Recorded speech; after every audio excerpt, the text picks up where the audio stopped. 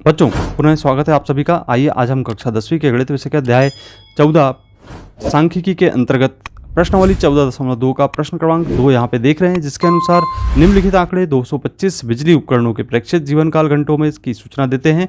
और यहाँ पे जीवन काल घंटों में आपको दिखाई दे रहे हैं 0 से 20 से 20 से 40, 40 से 60, 60 से 80 और 80 से 100, 100 से 120 तक हैं। और बारंबारता इसकी क्रम से दी गई है 10, 35, 52, 61, 38 और 29 उपकरणों का बहुलक जीवन काल ज्ञात करना है। तो बच्चों, सारणी को कुछ इस तरीके से लिख लेते हैं और इसमें हम देखते हैं कि सबसे अधिक बारंबारता क्या है। तो जैसा कि हम देख रहे हैं यहाँ पे सबसे अधिक बारंबारता हमें 61 दिखाई दे रही है। इसके सामने वाली वर्ग माप का उपयोग करेंगे, इसे हम F1 के रूप में लेके चलते हैं और इसके ऊपर वाली बारंबारता को हम F0 लेते हैं और इसके नीचे जो बारंबारता है उसे हम F2 के रूप में जानते हैं। यहाँ पे हमें लिखना होगा ज्ञात है। F1 बराबर 61 है, F0 का मान 52, F2 का मान 38 है और इसी प्रकार से जो L1 है यहाँ पे 60 ज्ञात है और दोनों का अंतर जो है 20 के बराबर प्राप्त हो रहा है, तो इसे हम H के रूप में जानेंगे।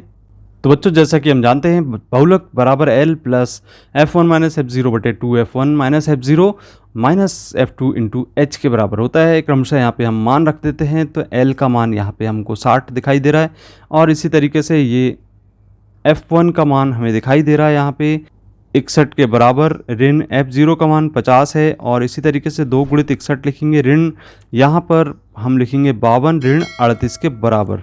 इस तरीके से बच्चों यहाँ पे H का मान भी रखना होगा, तो H का मान जैसा कि हमें दिखाई दे रहा है वह 20 के बराबर है। अब बच्चों यहाँ पे इसको सरल करते हैं तो यहाँ पे 61 में से 50 घटाने पर 9 प्राप्त होता है और 2 में 61 का गुणा करेंगे तो 122 प्राप्त होगा, 52 और 38 को जोड़ेंगे तो 90 प्राप्त हो जाता है। अब यहाँ से 122 में से 90 कम कर देते हैं और इसे हम लिख लेते हैं 22 में से 90 घटाने पर 32 प्राप्त होगा।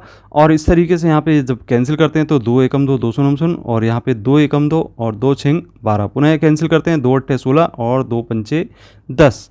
इस प्रकार से यहाँ पे अब कैंसिल नहीं होता है तो इसे हम लिख लेते हैं 60 और धन 9 पर 45 बटा 8।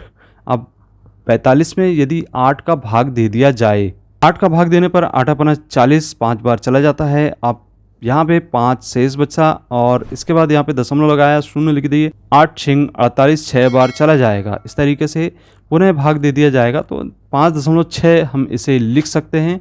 अब यहाँ पे 45 में 8 का जैसे ही भाग दिया आपने बच्चों, यहाँ पे 65.625, यहाँ पे भाग आप देंगे तो इतना पूरा चला जाएगा, तो 65.625 इसका आंसर हमें प्राप्त हो जाता है। तो इस तरीके से जो बहुलक है वह होगा 65.625। और यदि आपने अभी तक पिछले वीडियो नहीं देखे हैं तो यहाँ पे ऊपर आपको इसके स्क्रीन पर लिंक दिखाई दे रहा है, उनको आपको क्लिक करके ज़रूर देखना है।